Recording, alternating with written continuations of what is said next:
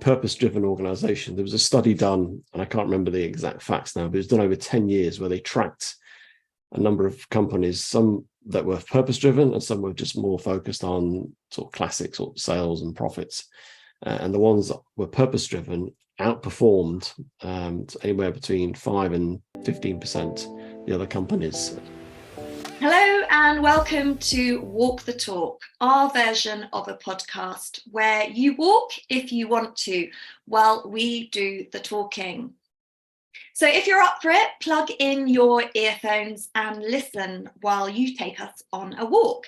So use this time to move your body and nourish your mind. I'm Sarah Mayo, one of the co-founders and trainers at Point 3 Wellbeing, and I will be hosting this next episode of our Walk the Talk, the next in our series aimed at HR professionals, business leaders, and those that are interested in the mental health and well-being of people in the workplace. So, on to today's conversation. And I'm delighted to be joined by Julian Roberts, founder of Julian Roberts Consulting, Chief Resilient Officer, Executive Leadership Coach, and host of his very own podcast, Helping Organizations Thrive, which I had the pleasure of being on recently. So the tables have turned, and now, Julian, you are in the hot seat. So welcome.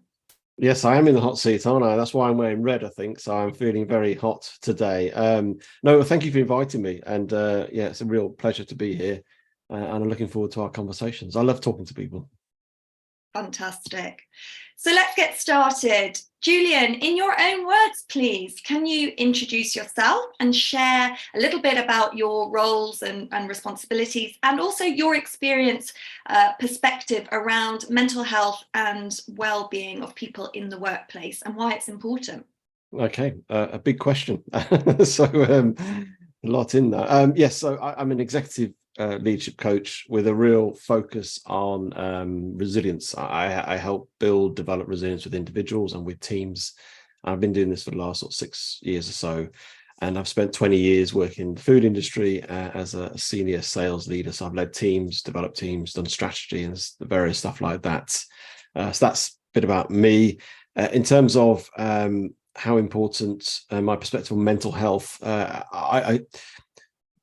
I never used to have a view on it. I never used to think it was an issue in the workplace many years ago. And I think more and more I've worked with clients, and I find that not that I specifically focus on helping people's mental health and well-being, perhaps like you do within your business, but coaching in itself does create an environment where people have the opportunity to think, reflect and process life and all sometimes de-stress in that context.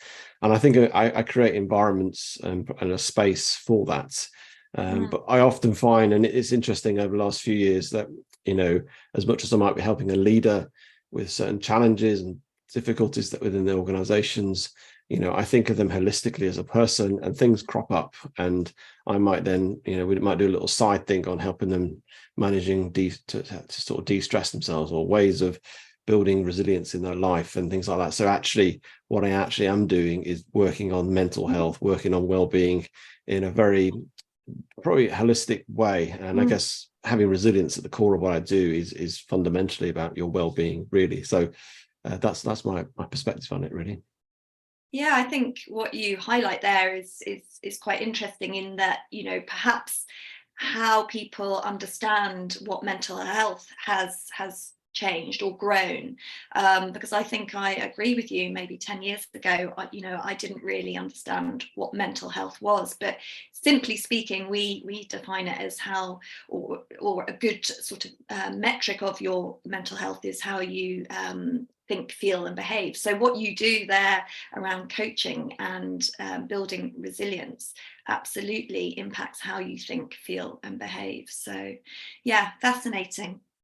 Okay, well, I guess That leads to my first main question for you. In all of your conversations with business leaders on your podcast, but also in the coaching that you do, what do you believe is the greatest business challenge at this point in time when it comes to businesses and their people? It's an interesting one, and I've thinking about this in terms of over the last few years. What I've picked up really at the moment, it's people dealing with uncertainty. I think the last 3 years, I think certainly for me as an individual, I think for everybody else, with pandemic, Ukraine war, financial sort of chaos in the UK last autumn, has created huge amounts of uncertainty, and I think that to me is one of the biggest challenges. And the reason why it's a big challenge for organizations, not only as leaders and business owners faced with that and how they manage their business and manage their people, and that's quite stressful and quite difficult to work through, is then having people come into your workplace who are feeling anxious, overwhelmed, because we all know what happens in your personal life happens in your work life and vice versa. And we need to think of people sort of holistically. It's not just about work, it's about their personal life. People are the same wherever they are, they're that person.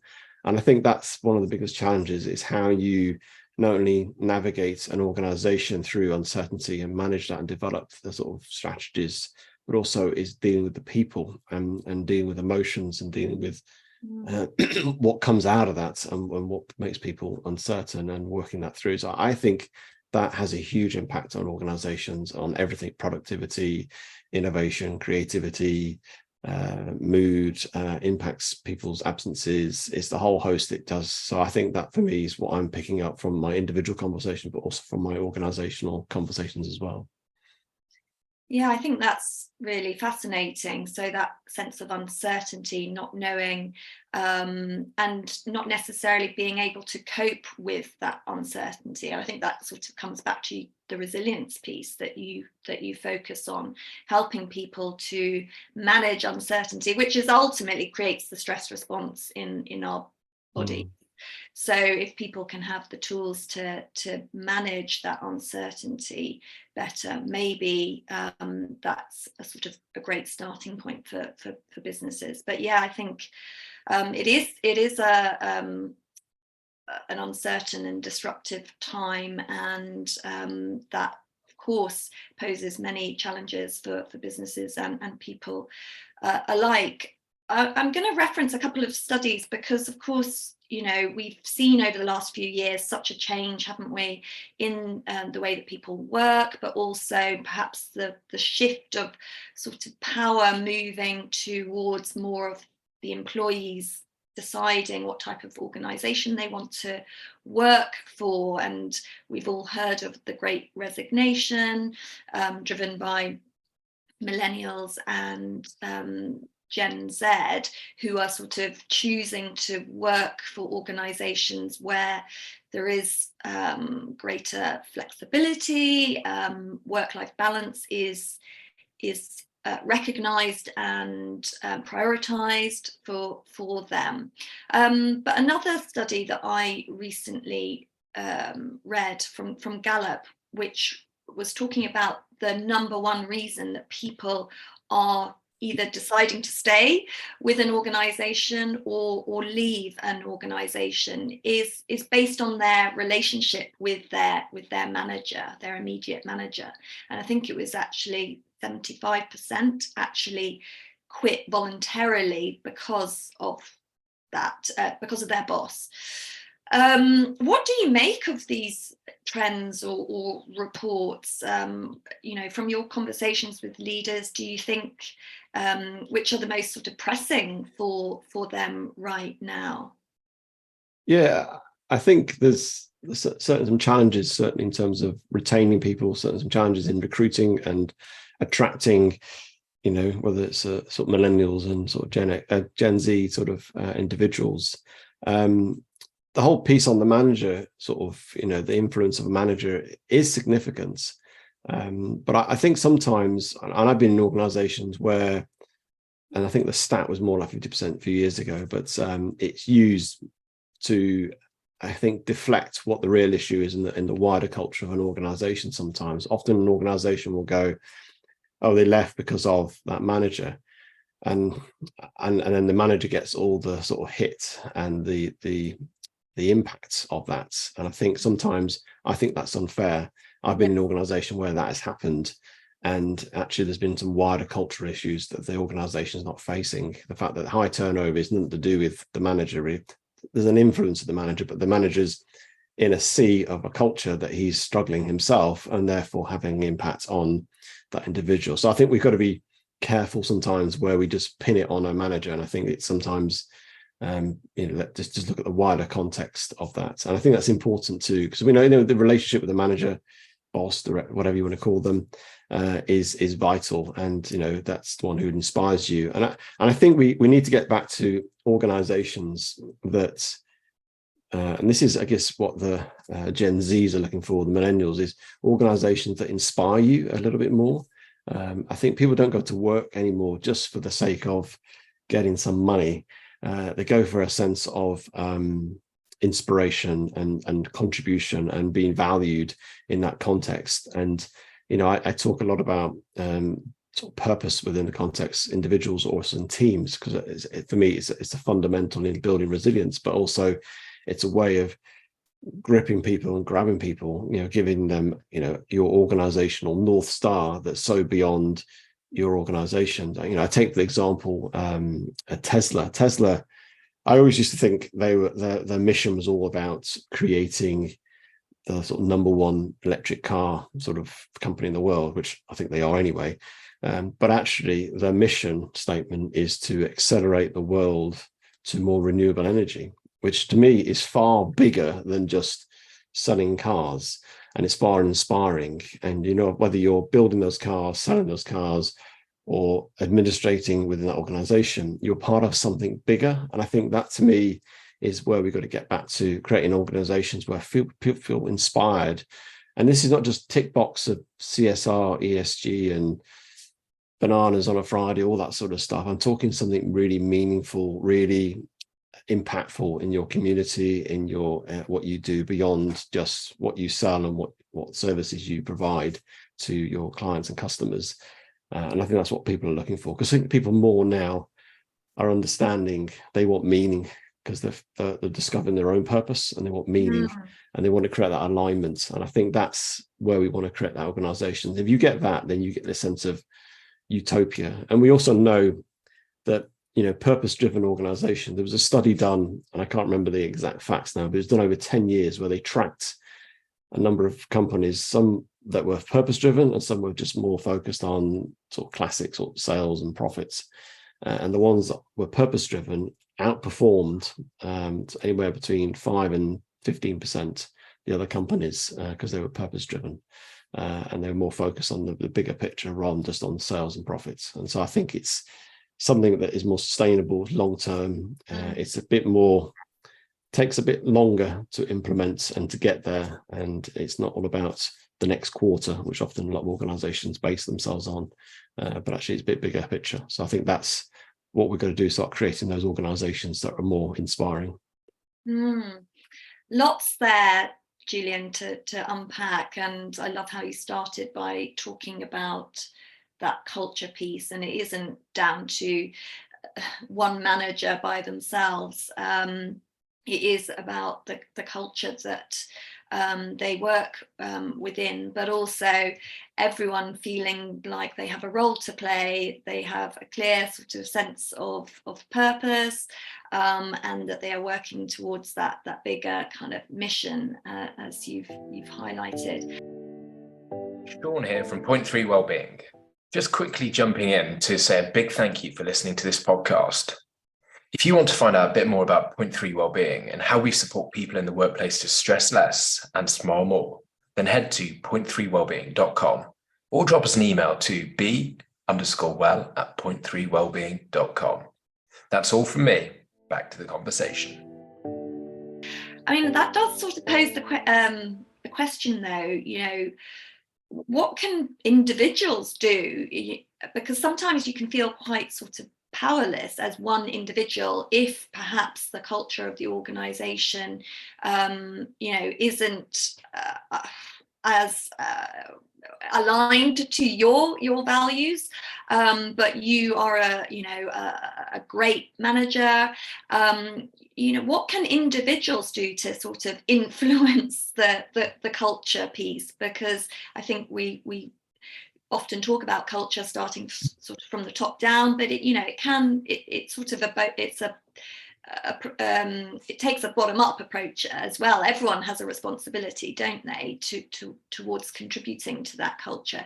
I mean, I'm interested, particularly because you do so many sort of one-to-ones, coaching. What can individuals do to help contribute to that bigger cultural piece? Yeah, I think you made the point. It depends on your level of influence within an organization. Clearly, if you're at the top as CEO, you have a lot more influence versus somebody who's not at the top. And I think you've got to be mindful. So I think for me, there's two things you can do immediately. The first thing is depending on the level of influence, or no matter what is role modeling the behaviors, the values that you want to play out within the culture of your team. And you might be able to create a sort of microcosm ecosystem within your team, and you sort of bring in the values that matter to you and the behaviors that you want to see. We have to be careful here, though, because it's got to align broadly with the organization. Otherwise, you start getting this sort of jarring going on, and it just doesn't make sense. And so this is where I don't think almost bottom-up influence has a great impact because of that. And so I think role modeling is really important. And if you are a leader of influence, as much as just setting out culture and what you'd like to see and all the values and everything else, is living those values. If it's integrity, lead with integrity. If it's with passion, lead with passion, whatever it may be, but demonstrate it.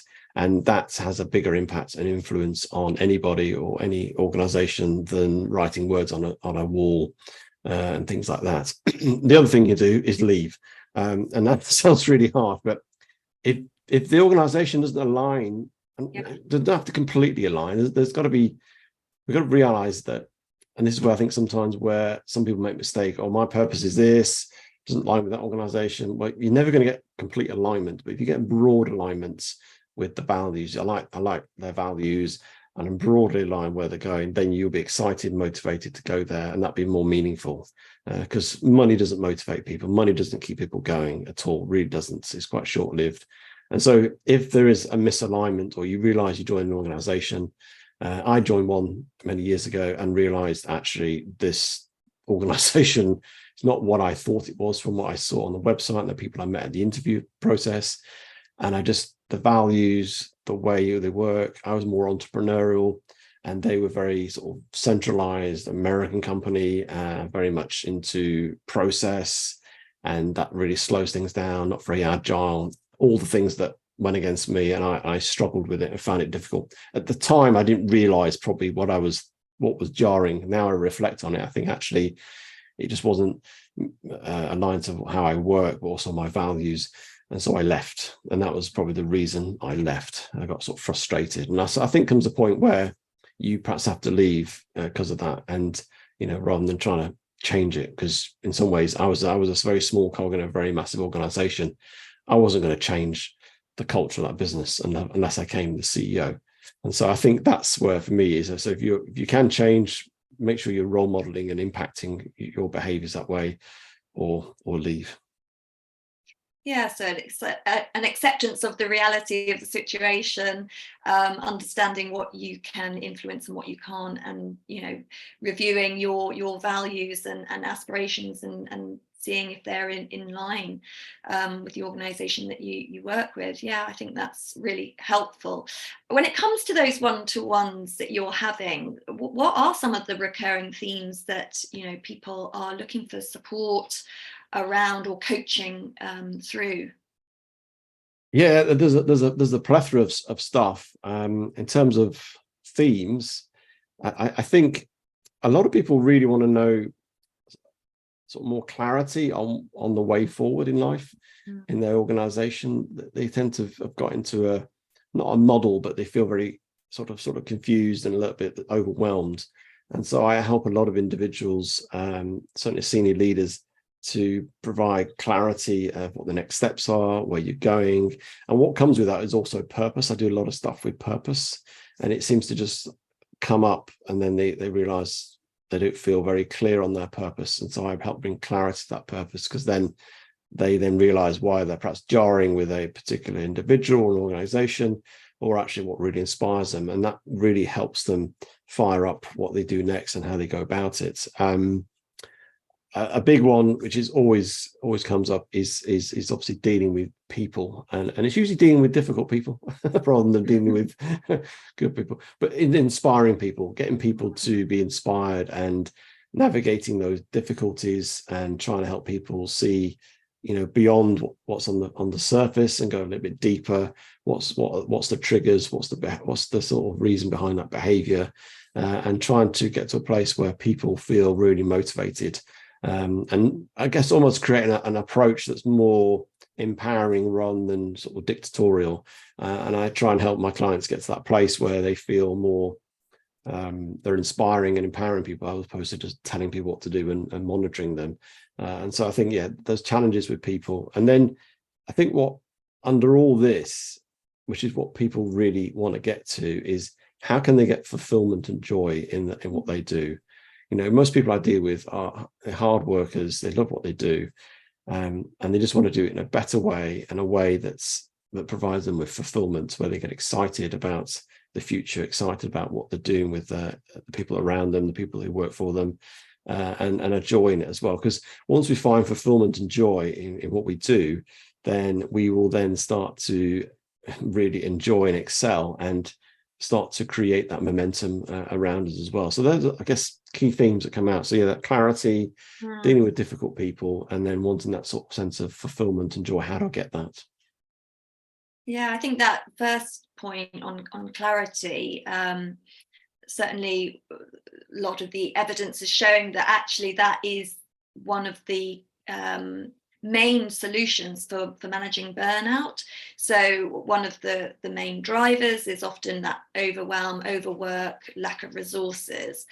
But I don't think that is something that's easy to solve for many businesses. But what they can do is support people through by giving clarity and helping them to prioritize. Because yes, I think many businesses are resources is often kind of the biggest drain on people. But if we can give people help with that clarity, that can ease some of the overwhelm, I think, that causes burnout. I do it. Sorry, I do it. Just to interrupt there, and an exercise on that. What matters and what's a priority to a business? Because obviously everybody, the boss said everything's a priority. Well, clearly it's not. And so you can get a group of, whether it's a board in the room or a team in the room, and list, what's the priority, and then go, which out of these, which aligns to your bigger purpose and mission.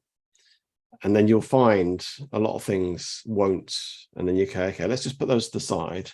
And then you get the ones that are left, and they go, okay, what's going to make the most impact in the next, 30, 90 days? And then that's what you focus on. And that creates real clarity and point of impact, and then takes away all the dross, because some people end up doing stuff because A, either they were told to do it, or B, they just like doing it, but realize actually now things have moved on. We don't really need to do it anymore. And so I find that a helpful exercise. But you can do that as an individual, you can do it as a team, and link it back to your purpose. But then the first thing, you've got to make sure you've got a purpose in your organization as well. Yeah. And you've got to be constantly communicating, don't you? With your manager, with your team, and reassessing. And that sort of second piece about sort of dealing with difficult people. The more we can understand the people that we work with, the more that we know them, maybe we can understand what's triggering that behavior, perhaps. So yes. Okay, well, we're coming towards the end of the conversation.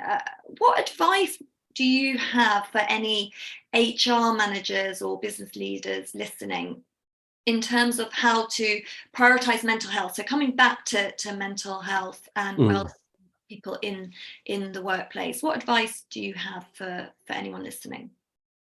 Apart from focusing on purpose, which is always for me a fundamental with an organization, is be an organization that really role models this whole mental health and well-being, and be a leader that happily says, I'm struggling, I'm taking some time out, happily models with, I'm going to go for a walk at lunchtime and that type of thing. A lot of people working from home now, or we're going to go around the, literally half an hour walk, or I'm going to stop at 5 o'clock, or whatever it may be that you feel that's healthy, as creating a sort of well-being within your people. Role model it, tell people, show it. And it's more difficult, I know, in the context of people working from home, but you almost need to share your week, how you manage it, how you struggle with stress. And I think if more leaders start to say, this is how last week was really quite stressful for me, but this is how I managed it. I managed to do this in the evening. I went out for a drink with a friend, or I played a game of tennis, or whatever it may be that you do. And I think that to me is more powerful than anything else. Is just to model it and show it, and almost allow people then to see, okay, if my boss is going for a walk at lunchtime, well, then it's okay for me to go for a walk then, isn't it? And have my little icon on my computer idle for an hour while I have a walk and I have some lunch, and things like that. So I think, to me, you can put in strategies, that's important, obviously, and that's what you do, and you can bring some real helpful things, but showing people with it. But it starts, the leaders need to do it, and you've got to demonstrate it. So I've always said that in anything in life, role modeling is the most powerful way to influence anybody and any organization. It's absolutely incredible. And I think people forget that actually you and I are role modeling right now. The moment we walk into a room, we are role modeling, whether that's a good thing or a bad thing in how you're appearing, you're role modeling. And I think just be more cognitive and aware of that, and just demonstrate that, and be perhaps intentional that actually, I really want to share this with my team, because I think it really helped them perhaps open up or share about things, or help them with their mental well-being as well. Yeah, I love that. What you're talking there about is being vulnerable, isn't it? But there is a fine balance of being vulnerable, isn't it, as a leader? Yes, we want to create that culture, that safe space where people can be themselves, bring their whole selves to the workplace, as we say.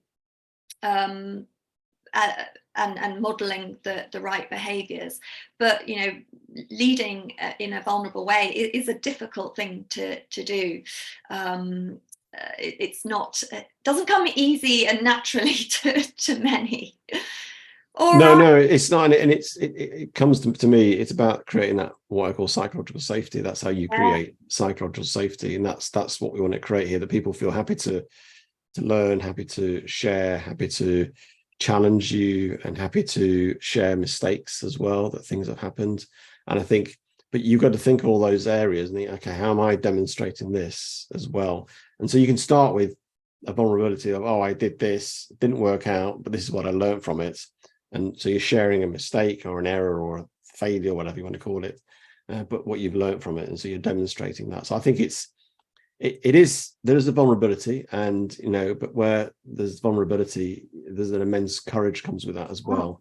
And the rewards, I think it's I heard there's a quote on psychological safety that says where vulnerability is rewarded.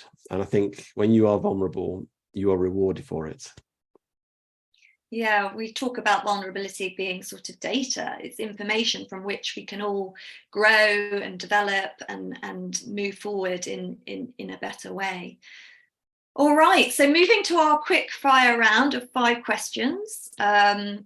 So Julian, what are your 3 daily or perhaps weekly well-being non-negotiables? Those things that you prioritize day to day to manage stress and be more resilient? Yeah, I'm a believer in developing real personal habits, and things that are daily, and building almost like an inner core, like a framework that will help you in those times when it is difficult. And so my first one is going into cold water plunging. It's not so cold at the moment because it's warmed up everywhere, but through the winter I'll go into something that's anywhere from -1 to sort of 4 degrees. Absolutely love that. Now I'm doing cold showers. I go in the sea a lot, and I find that de-stresses me, increases my dopamine, and feel real focus and clarity from that as well. So that's one thing I do in the morning. It's about cold stress to my body, and it's fantastic, and I recommend it. Second one is I also do, I call practice sort of gratitude, and what I love about the gratitude piece, and lots of studies been done now, where you get a physiological impact on your body as well. You get the sort of dopamine, the serotonin increases, which makes you feel good. I mean, who doesn't want to feel good naturally? And so I practice gratitude in the morning as well. So it sets my day off to a little bit more of a feeling good, see more opportunities rather than the general negative bias that we have as humans anyway, be more positive. And then the other one is I go for a walk or get out in nature daily. And that can be at 20 minutes to an hour, whatever. It could be a run sometimes as well. So just getting out in nature, and that could be down the sea, it could be in the woods. And so they're sort of my three sort of, I'd say, non-negotiables that if I've not done those, I start to feel it.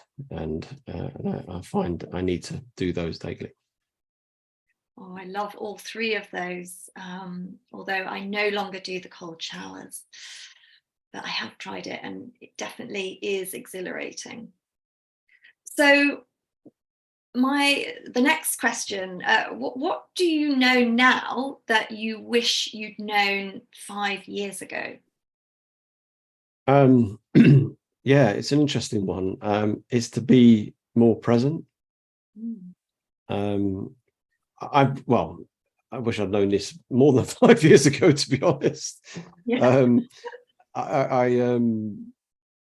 I've lived in a world of, within sales where it's all about, getting outcomes, getting objectives, getting goals, and pushing organizations forward, developing them. And there's nothing wrong with that, but slightly living in the future, I think. And I know we have to plan, so we don't plan, but I just found that quite unhealthy. And I remember my wife a number of years ago just said about, enjoy the journey. It's not all about the destination, because you used to see me, whatever I do, I'm absolutely focused, and I miss everything along the way because I'm hitting this goal. Hit the goal, but I've missed all the richness along the way and that journey with the people, what I've observed.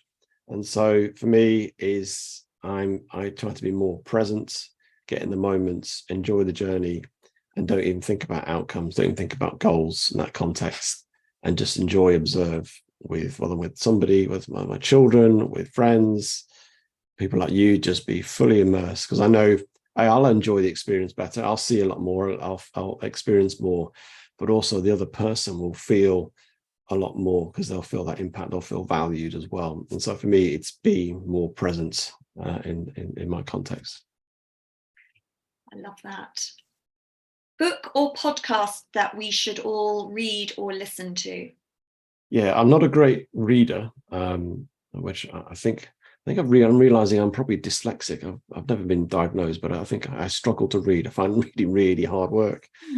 And so I listen to a lot of podcasts, and there's many out there. Obviously, there's yours, there's mine. There's I think there's 2.5 million or whatever. There's loads of them. One I have liked in the last year or so is by Johnny Wilkinson. It's called I Am. And sometimes it goes off a little bit weird tangents, but it's quite thinking about who you are and your bit more of the unconscious piece, and a little bit more deeper about you, a bit more about self-awareness, and it's more about that being present type of mindsets. And I quite like some of the people he has on. Some are a bit odd and they go off a bit too spiritually, but I find them really helpful and quite thought-provoking, and helping me to get a bit more, I guess, more present in that context. I will take Johnny Wilkinson out for a walk later. What would your leadership book be entitled? Well, my leadership book. Well, I started beginning of the year, started to write a book. I'm a thing about resilience. I love it. It's my absolute passion and thing about sharing and talking and helping. And so I'm there's loads of stuff out there on resilience, personal resilience, but there's very little on team resilience. And the reason I know this, I've just done a master's in psychology, and I did a thesis on team resilience, and I didn't find an awful lot of stuff out there. And so I'm going to write a book that will help people to build resilient teams. I'm not sure what I'll call it, but there's something along those lines, I'm sure.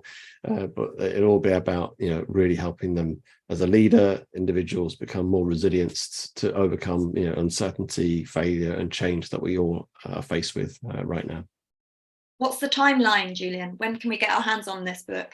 Well, I started well digging the year, but then, as all things, got busy. I was going to try and do it for next year at some point, so I don't know. I haven't set myself a goal, which probably perhaps I need to. Well, but you're just going to enjoy the process of well, writing. that's interesting, because that I've spoken to book coaches. I've got a book coach, and actually that is one of the big things to think about. Actually, you get more out of through the process than actually the book itself, because obviously you work through these things, and you write things, you change things, and you know what matters. And I think that, to me, I want to enjoy the process of, and I started quite well, and I really did enjoy it. But I will come back to it, and that will be I aim next year at some point to bring it out. That was the idea. Okay, last question.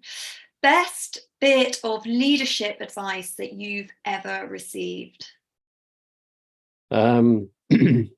This might sound quite an odd one. I remember I was working in an organization, and I was selling soup, which might give you some clue to where I worked, and I was getting quite het up about a situation with a customer at the time, and my boss at the time said to me, "Julian, it is only a can of soup. You are not saving a life. Just get some perspective on it." And it, as much as, let's be passionate about what we do, let's do our best and everything else, it was unless you are saving lives and you are a doctor, very different. But generally what we do doesn't matter if that didn't happen, in a sense of the context of what we do.